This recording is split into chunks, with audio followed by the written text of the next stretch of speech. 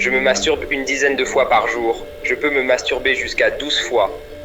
Si tu fais ça 3 fois par jour, mon pote, tu seras constamment bloqué dans cet état de « voilà, c'est fait ». Il y a un problème préoccupant qui prend de plus en plus d'ampleur, c'est celui de la production de millions d'images pornographiques d'enfants qui subissent des abus sexuels. On renforce ce monstre dans nos têtes. C'est vrai. Bon, je vois où vous voulez en venir avec la pornographie. Les gens sont addicts à ça. C'est devenu la cigarette de nos jours. Forte augmentation de pages web de pornographie pédophile à Singapour. Cette carte V est extrêmement importante pour moi. Ça représente la virginité de quelqu'un. Les gens investissent plus dans une photo sur les réseaux sociaux qu'ils n'investissent dans la vraie vie. La masturbation n'est pas un besoin naturel à moins que tu puisses procréer avec ta main. C'est impossible que la masturbation puisse être quelque chose de naturel. Les gens utilisent ça comme une sorte de remplaçant au sexe. Le vrai besoin naturel, c'est de sortir, rencontrer quelqu'un, l'épouser, puis avoir une relation avec. C'est comme ça qu'on peut procréer. Et ça, c'est quelque chose qui pourrait être un besoin naturel, mais le fait de te masturber avec ta propre main, ça n'a absolument aucun sens. Je doute que ça puisse être un besoin naturel. Ça devient une addiction quand on n'arrive pas à arrêter de le faire, quand tu essayes d'arrêter et qu'ensuite tu te rends compte que tu as échoué 3, 4, 5 fois, même si tu t'es dit que c'était la dernière fois que tu allais le faire. La triste vérité, c'est que c'est en train d'arriver à des gens de plus en plus jeunes au fil du temps à cause de la facilité d'accès à la pornographie. La raison principale qui fait de la masturbation un problème, c'est l'accès à la pornographie. En général, les gens ne plongent pas là-dedans d'eux-mêmes, à moins qu'il n'y ait quelque chose qui les stimulerait facilement. Ce n'est pas naturel, ce n'est pas restreint dans la plupart des pays et ça donne un accès facile à des millions de vidéos pendant des heures et des heures de toutes les catégories qu'ils veulent. Le cerveau est une machine à prédiction qui apprend. Si ton cerveau apprend à être excité sexuellement en regardant d'autres personnes avoir des rapports sexuels, ça ne va pas forcément te donner la capacité de t'exciter sexuellement lorsque tu seras en tête-à-tête avec quelqu'un d'autre. En général, ça commence avec quelque chose de très tranquille, de très simple, et ensuite ça devient quelque chose de beaucoup plus érotique et explicite, et ça finit par détruire leur vie et leurs relations parce qu'ils voient les femmes comme des objets, et cette vision continue à se renforcer de plus en plus. C'est cette vision des femmes qu'ils ont la plupart du temps, c'est valable pour les deux sexes, mais généralement je vois ça arriver majoritairement aux jeunes hommes, surtout à notre époque. Donc ça devient un problème au moment où on n'arrive pas à s'arrêter, et la triste réalité c'est que la plupart des gens n'y arrivent vraiment pas. Donc les dangers de la pornographie sont pratiquement infinis. Par exemple, le premier, c'est qu'elle est extrêmement addictive. Jamais dans l'histoire de l'humanité, on a été en mesure de rapidement faire des recherches Internet depuis notre propre poche. Ce qui fait qu'on peut regarder comme on veut des millions et des millions d'heures de contenu avec un accès illimité à toutes sortes de vidéos de gens qui ont des rapports sexuels sur nos téléphones. Ça n'a absolument rien de naturel. Nos ancêtres, nos grands-parents n'ont jamais vu autant de gens nus que nous en voyons de nos jours en environ 5 minutes. Surtout chez les jeunes enfants qui consomment beaucoup de pornographie, le cerveau apprend à ressentir de l'excitation quand d'autres personnes ont des rapports sexuels. On va donc se programmer nous-mêmes à devenir des voyeurs.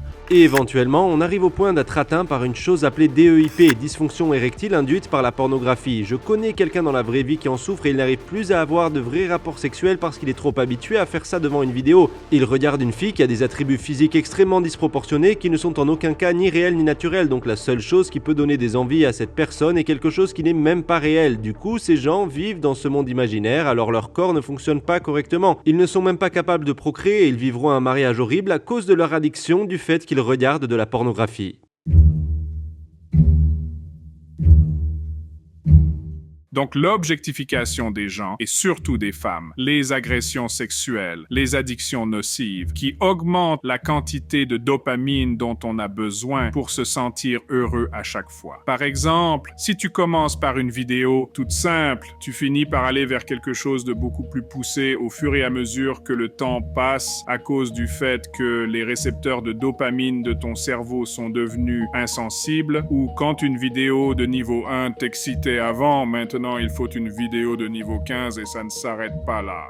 Plus le pic de dopamine est élevé, plus la chute est conséquente. Et tu ne reviens pas au niveau naturel, tu descends en dessous du niveau normal. Le Dr Lawrence du Conseil américain de psychiatrie et de neurologie ABPN nous montre ce qui arrive à notre cerveau lorsqu'on regarde de la pornographie grâce à un examen SPECT. Ça, c'est un scan du cerveau d'un addict sexuel. Le cerveau d'un addict sexuel de 18 ans. On va le comparer avec un cerveau normal. À l'œil nu, on voit clairement que ce n'est pas normal. Maintenant, si on le compare avec celui de quelqu'un qui est addict à la cocaïne, ça, c'est le cerveau d'un addict à la cocaïne, comme vous pouvez le voir, dans le cortex préfrontal, au niveau du lobe pariétal, ils sont très similaires. Même si vous ne voyez pas la partie supérieure de ce cerveau, le scalloping est à peu près le même. Si on observe ça sur le plan sagittal, cette personne n'utilise pas entièrement son cerveau parce qu'elle a pour habitude d'utiliser le sexe et d'autres choses pour activer son cerveau. Donc, l'excitation, la pornographie. Donc, on observe un peu le même phénomène de désactivation provoqué par la cocaïne et par la dépendance sexuelle. On peut également s'en rendre compte avec le scan de quelqu'un qui a un cerveau normal. On ne voit pas, bien sûr, ce même degré de scalloping. Ça prend le contrôle de l'esprit.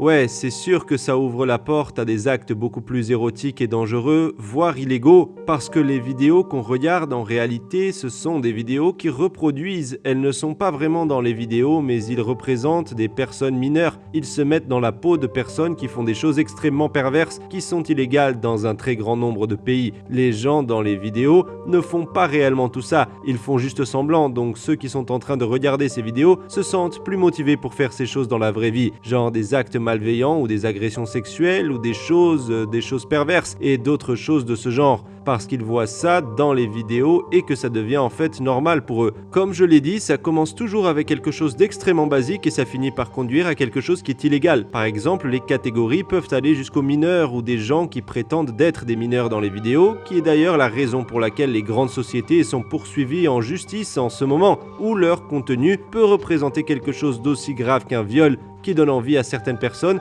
et en fait ça les stimule encore plus et les pousse à aller faire la même chose dans la vraie vie parce que ces vidéos sont facilement accessibles sur leur téléphone.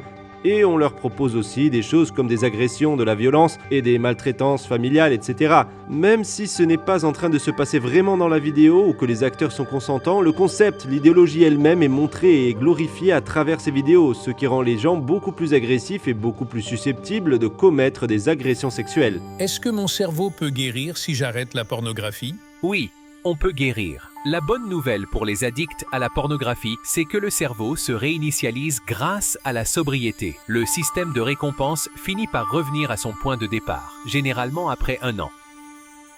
Nourrissez votre cerveau avec les bonnes images et avec des habitudes saines. Et bien sûr en évitant totalement de regarder de la pornographie. Pendant la période d'addiction, le nombre de récepteurs du cerveau diminue à cause de l'exposition à des quantités excessives de dopamine, ce qui fait que les gens prennent moins de plaisir comparé à des personnes ordinaires. Ceux qui arrêtent de se masturber voient le nombre de récepteurs de dopamine augmenter et ils finissent par retrouver leur état naturel après un certain moment. Ils commencent à apprécier leur vie et à apprécier des activités comme le voyage ou encore le fait de discuter avec leurs amis et de sortir comme tout le monde.